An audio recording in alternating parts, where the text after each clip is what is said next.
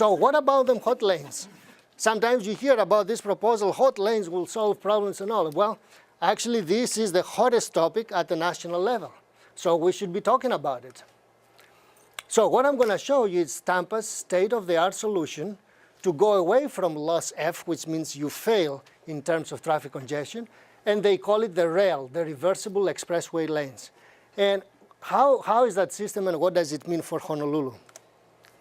So here is that it's me at the headquarters of notice it? It's a county expressway authority. Some people try to say, oh, this is a private for-profit. No, it's a county, like City and County of Honolulu. It's a county authority, actually 2 counties together. And this is my visit was in July, like about a month ago. So the reversible express lanes, they have 2 and 3 lanes wide, going one way only. This is a sample of a 2-lane section. And this is a sample of a 3-lane section, as you see meandering along, and this is downtown Tampa. The similarities between Honolulu and Tampa are eerie in some respects. Even the shape of the skyline is comparable. And this actually facility solves a problem similar to ours. Brandon is their Kapolei Waikele, and Tampa is the city proper. And the distance is almost comparable, about 10 miles.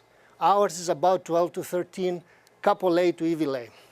And here is a picture of it. Somebody was driving, and I was taking this picture with an express bus and a van pool joining the highway. The important thing of hot lanes is that you give major priority to these types of vehicles that use the facility for free. There is absolutely no charge for them. And most significantly, because of the free flow operation, it makes buses very competitive.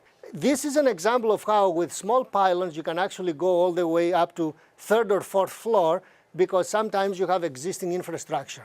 Like our Kehi interchange, our Spaghetti Junction, well, anything we put there, rail or highway, it needs to be elevated. So this structurally can be supported and go high if needed. Then their Meridian Street is like our Nimitz Highway, where you have to take special measures, such as continuous flow right turns and multiple coordinated left turns to divert the traffic to exit from when it lands to the city. But one has to visit Tampa to see what it means to be in the central core of a downtown, and it feels like it doesn't have traffic. Because when your traffic signals work well, you just move all the time. It's not a miracle, it's engineered to do that. So you can do that.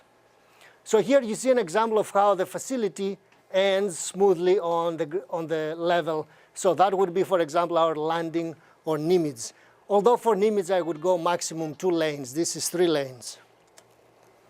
This is an example of how they landscaped at Brandon to get onto the reverse elevated lanes. We can do a very similar thing on our Farrington Highway. So landscape our access to the facility. Rail in general has no trouble following tight medians. So it can go around and, meander. All it needs, again, I repeat it several times, is 6 feet. That is significant. All you need is 6 feet and you solve your problem. This is not an ugly double-decker like Nimitz Highway. Nothing of that effect. Actually, if you drive under it, it doesn't feel like it's a major overhang. You see the shade, you see half of it, and you never see the other half. So actually, the size of it is not massive from underneath.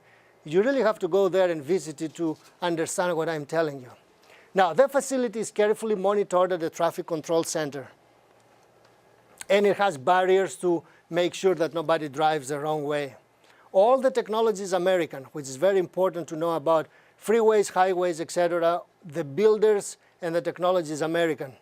Pretty much all the technology that has to do with rail, we have to be honest about it, is foreign.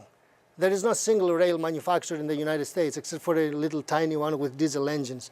So any rail technology you're talking about is German, Korean, Japanese, or Canadian. So there is no American rail technology. $1 billion will go to foreigners if we build rail. On 6-foot foundation, you can have 3 lanes and serve 6,000 vehicles per hour. That is really complete decongestion of the existing H1. Even if 3,000 vehicles go on the rail, if we build in Honolulu, the situation on the H1 freeway will become day and night. Average speed will lift from about 20 miles an hour to 45 or more. for most periods. There could be at least an hour that there is still congestion, depending on demand. Now, the engineering of this is very interesting because you can build it all from atop, and traffic underneath can move at all times. So there is no, you can see actual cars moving under here. I didn't have a truck here to show you, but there are 2 levels of traffic, and these guys are building on top, and nothing happens. Okay, you can build completely from top. You see, once you start building, trucks deliver your segment on top of your existing freeway, and then a crane puts them over here and connects them.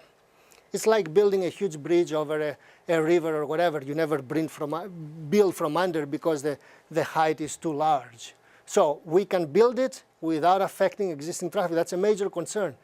If we start closing lanes, right, it's going to be chaos. We can build all this thing from top. So on the rail, the traffic is free-flowing. This makes express buses a very attractive alternative because the bus was moving here at 62 miles an hour, and we're driving next to it at nearly 70. You can or you don't have to have a toll, depending on the infrastructure. In Tampa, the county authority charges $1.50, which is really dirt cheap, really. And the same gantry is used the same way. This is the way from Kapolei to Honolulu, or Brandon to Tampa. And then look at it, I'm going from asphalt to concrete. Then I did the same thing in the afternoon, and I'm going from concrete to asphalt. So it's the same cross-section from the other side. So the beauty of this concept is that it provides 3 lanes in the morning town-bound and 3 lanes in the afternoon out of town. So when you need capacity, you have it. But they are smart in Tampa. They operate it also midday with 2 halves. I'm going to show you that. The beautiful thing about this facility is that it's flexible. Now, what is good for us? Well, smart transport investments capitalizes on existing travel behavior. What do your people do? Follow what they are doing and build on their habits. What do our people do? Use the bus and carpool more than the average American city. Don't take my word. Again, commuting in America. New York and Hawaii are outliers. They are outliers. We're using the car, single occupant car, less than 65%. Look at us. And that includes neighboring islands where carpooling is even less. Because Big Island, everybody takes their car alone or whatever. So actual Honolulu would be about 60%. So we're not really having a bad habit. So build on what our people do well. Yeah, it's clear where the states are and where New York and Hawaii is. So build on what we do well and give carpools and bus the hot lanes to do their jobs the best. This is my design for a hot lane project in Honolulu. Feed it from the merge of H1, H2, and Farrington, and Kamehameha. So it's not going to have one entry like it was designed, and then it creates congestion by itself. Like in Tampa, you have multiple entries, one from H1, one from H2, one from Kamehameha, and one from Farrington.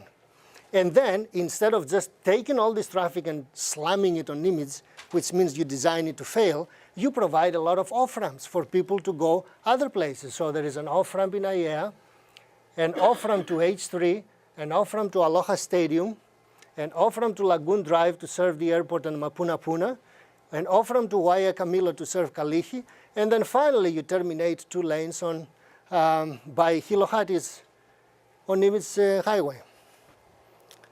And the beauty of it continues. You can run it in 4 different modes. From, as I told you, from out Waikele area all the way to town.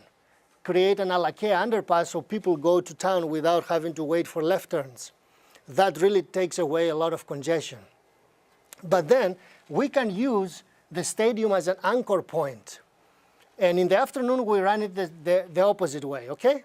But when we have major events at the stadium, we can run specific lanes to go from Iwilei to the stadium and from Waikele to the stadium. So we can actually bring our people there to much quicker than with the existing system. When we need to evacuate the stadium, we run the system the opposite way, like Tampa runs it half and half. Okay? This is an engineered solution. This will evacuate Aloha Stadium in about 20 minutes. How many hours it'll take a rail to evacuate the stadium? Hours, like next morning and you'll still be waiting for a rail in the station. So Tampa's rail cost $300 million, including design and construction. A similar rail in Honolulu at today's prices will be roughly $900 million. It can be completed in 6 to 7 years. Tampa completed it in 7 years. It will solve congestion by removing substantial traffic from H1. Kapolei to Iwilei trip will be 15 minutes for express buses and van pools. 62 miles an hour, put your cruise control, you are legal, it's going to take you 15 minutes. It can receive 80% FHWA subsidy if needed, or it can get funds from private investors. We don't need to talk about this right now, but we have the option. If you build rail, no bank will touch it. Rails are subsidized systems. Nobody will give you their penny. You have to tax people to build rail. Nobody will give you voluntarily their money to build rail. These things, yes, I mean, the investors can come and this is tried and true. I'm not telling you that like I'm trying to sell you something. There are PPP projects all over the place. So, you know, and it's not like they take commuters for a ride.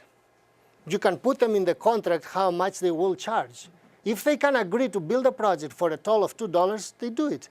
If they plan to charge 8 or 10 that the mayor says, you tell them, no, thanks.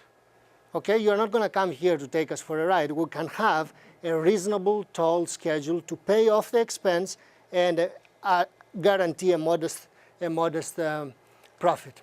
Panos, could you tell us a little bit about the energy consumption of auto traffic versus rail and bus? What, in terms of the need to conserve energy, that's right. What's going to make them? That's right. We all know very well that, you know, we need to be more sensitive about the environment. Now, one interesting thing is that rail proponents will bring up is that the rail is green.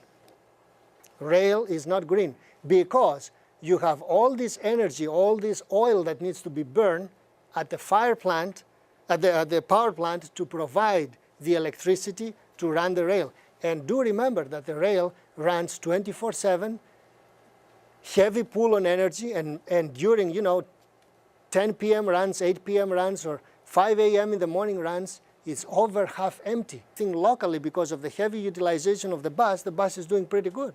So again, build on our strengths. We have a decent to good bus system. Provide for them a facility to do 60 miles an hour and become even more energy efficient. Your car, you use it 25 minutes Kailua to town, you park it, it becomes energy benign. So your car is a threat to the environment 50 to 70 to 80 minutes a day.